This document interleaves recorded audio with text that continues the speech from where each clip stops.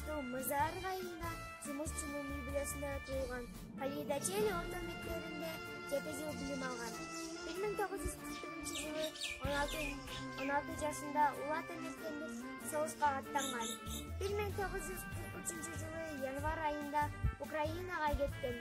Андан кийин Япония согушуна да катышып, ошол жерден жарадар болуп, ооруканага жаткан.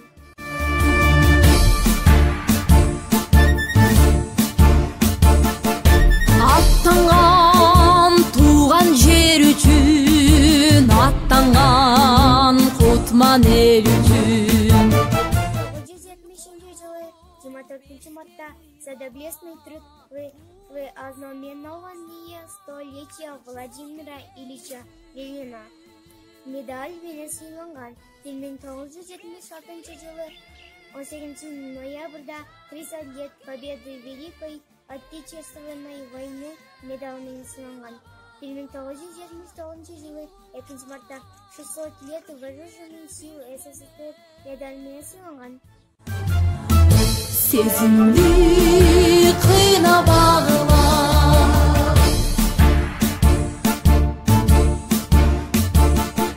жан берип кандуу кармашта. Башта. 1985-жылы 11 мартта Ж номер 244 Отечественная война второй степени орденімен сыйланган. 1985-жылы 25 мартта ветеран труда медалімен сыйланган. 1985-жылы 7 майда 40 лет победы Великой Отечественной войны медалімен сыйланган. 1985 жылы 11 августа 70 лет вооруженных сил СССР медалімен сыйланган.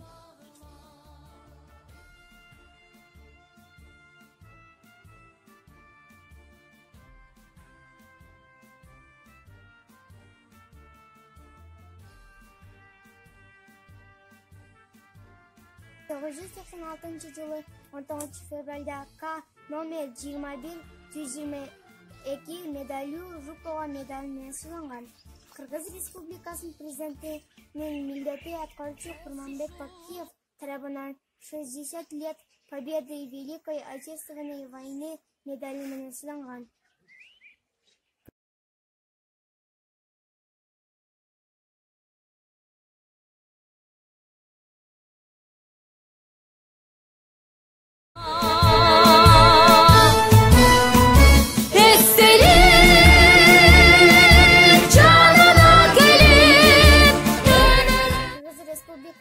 Убактылуу элдик өкмөтүнүн коргоо министри генерал-лейтенант Исаков тарабынан 65 лет победы Великой Отечественной войны медалімен сыйланган.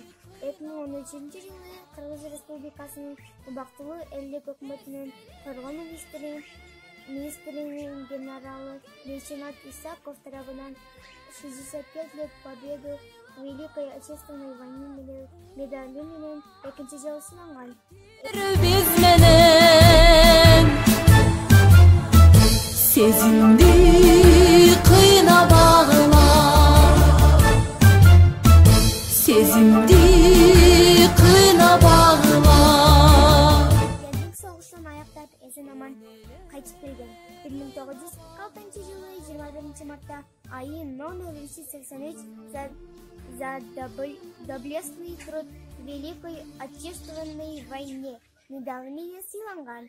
1947-жылы 9 январда Д номер 496-33 за победу над Японией медалімен сыйланган. 1969-жылы 50 лет вооруженных сил СССР медалімен сыйланган. 1970-жылы 24 мартта Задоблестный труд в